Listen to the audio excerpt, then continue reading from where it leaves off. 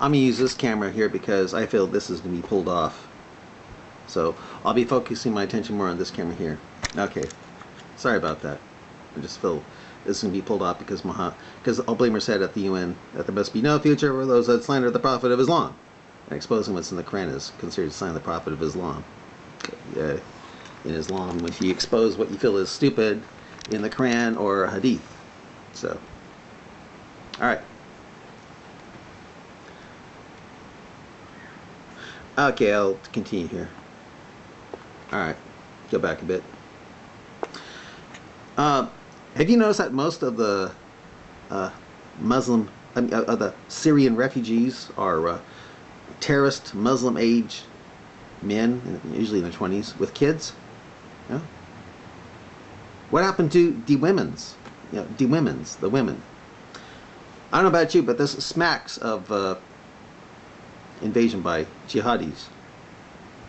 Being the case, I feel none of them should be allowed into detention. None of them should be allowed into the countries that they're trying to invade. But this is what I feel this is how I feel they can be allowed in. This is how I feel they can be allowed in.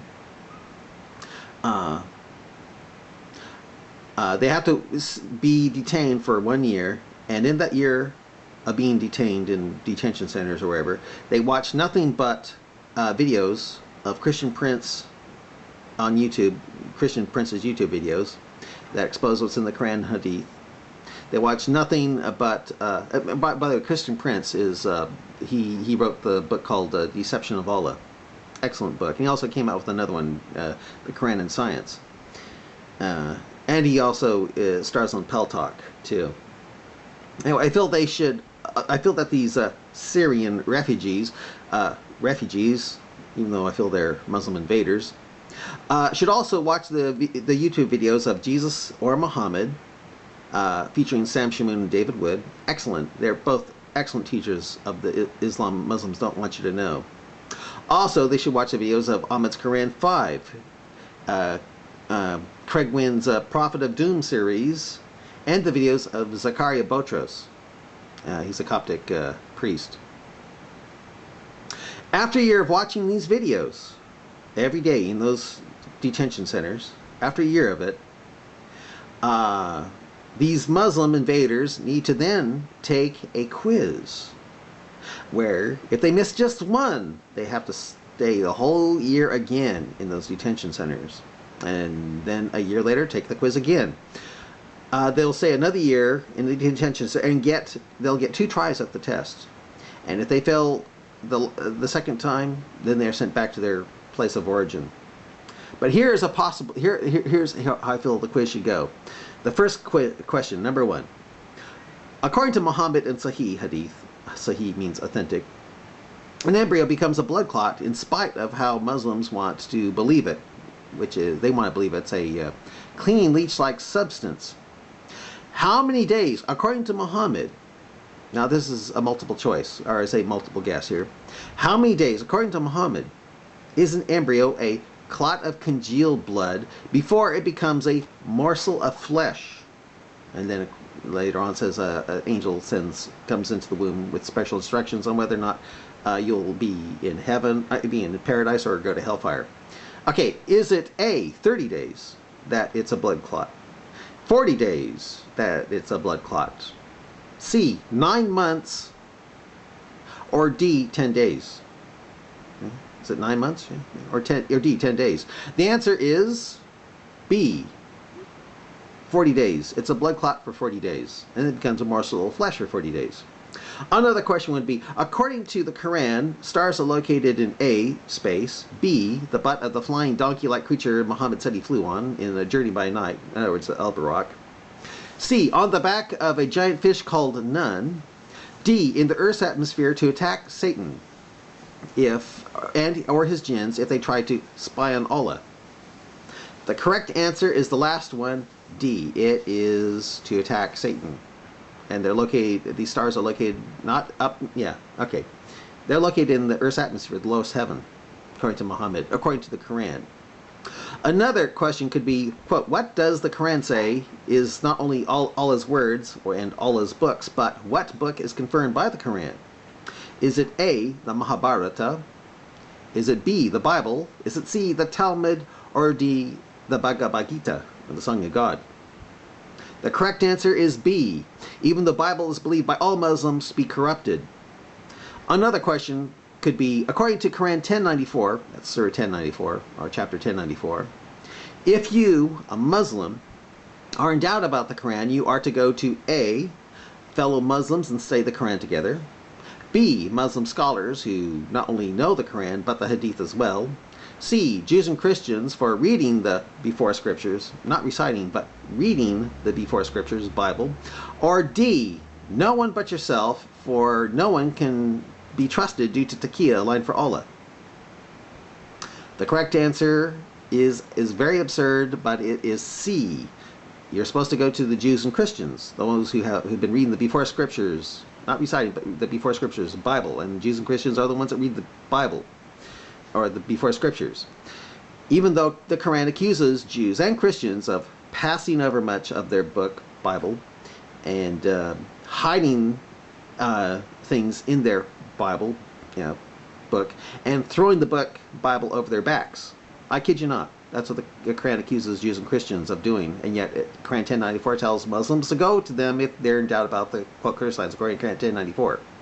Another question could go as follows. According to Muhammad in Al-Tabari hadith, a solar eclipse occurs by A, the sun falling out of its chariot into the sea of water, held over our heads by the power of Allah, that not a drop should fall. B, the sun catching up with the moon. C, the moon blocking out the rays of the sun. Or D, the sun disappearing into the butt of the flying Al-Barak. Muhammad said he flew from Mecca to Jerusalem in a journey by night. The correct answer is A, which is out of its chariot. Okay. Another question could be, according to Quran 36:40 through 42, Quran 36:40 through 42, what is implied that the sun and moon ride in? Is it A, a chariot? B, the butt of the Al-Barak Muhammad says he flew on? C, a boat similar to that of Noah, that is the ark? Or D, an orbit around the earth?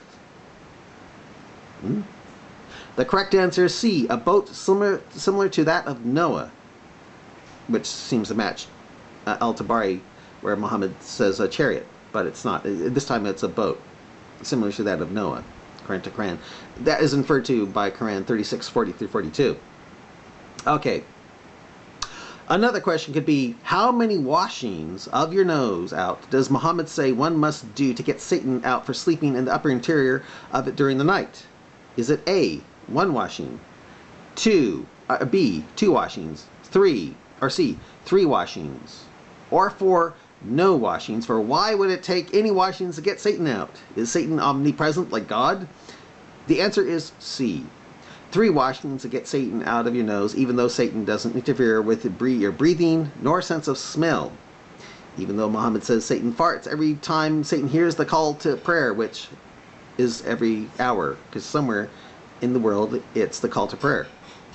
Another question would be, according to Muhammad, how many ajwa dates are you to eat in the morning to protect you all day from both magic and poison? Is it A, 3 dates, B, 7 dates, D, 10 dates, or D, 0 dates? Because Muhammad still became poisoned when he was served tainted goat meat by a Jewish woman whose family Muhammad slaughtered. The answer is B, 7 dates. Another question could be, according to Muhammad, the greatest jihad is A, killing and being killed in the cause of Allah, like you get with Quran 9, 111, 38, and 39. B, kissing the black stone that is supposed to come to life someday with eyes and a tongue, letting Allah know who touched it in sincerity or truth. C, drinking camel urine and sewage water to prove Muhammad was right about water not being defiled, except in taste, smell, and color. Not being defiled to the point where even well water with dead dogs and crap in it was okay to use for ablution. Or D, quote, saying a truth in the presence of a tyrant. The correct answer is D. For the greatest jihad, according to Muhammad, is speaking the truth in front of... In other words, the greatest jihad is, if Saddam were right here in this room, you say sugar is sweet, which is a truth, and that would be the greatest jihad, according to Muhammad. So it's D, saying the truth in the presence of a tyrant. Okay. Alright, another question could be, according to Muhammad in Al-Tabari Hadith, the earth is spread out on the back of a giant A, sheep, B, fish called Nun, that would destroy the earth if Allah first didn't cast down mountains as pegs and stabilizers to keep down the earthquakes, C, nothing, for the earth is actually round and orbiting the earth, or D, the back of a giant turtle. The correct answer is B, a giant fish called Nun, giant agitated fish. Another question could be, according to Muhammad in Sahih, authentic hadith, meat decays due to A, a lack of refrigeration, B, a lack of being dried and preserved, like jerky, C, Christians living in this world, or D, the Bani Israel, that is, the Jews. Yeah. The answer is D, the Jews, and the Bani Israel, because Muhammad says, if it weren't for the Bani Israel, meat wouldn't decay. So it's the Jews' fault. Again, in Islam, it's always the Jews' fault, no matter what. It's always the Jews' fault. Probably thanks to that saying in the Hadith. Okay. Anyway, this is the type of question. This is the type of quiz I feel a Muslim refugee, Syrian refugee, must take after a year of seeing those YouTube videos by Christian Prince and the others that I mentioned in this video.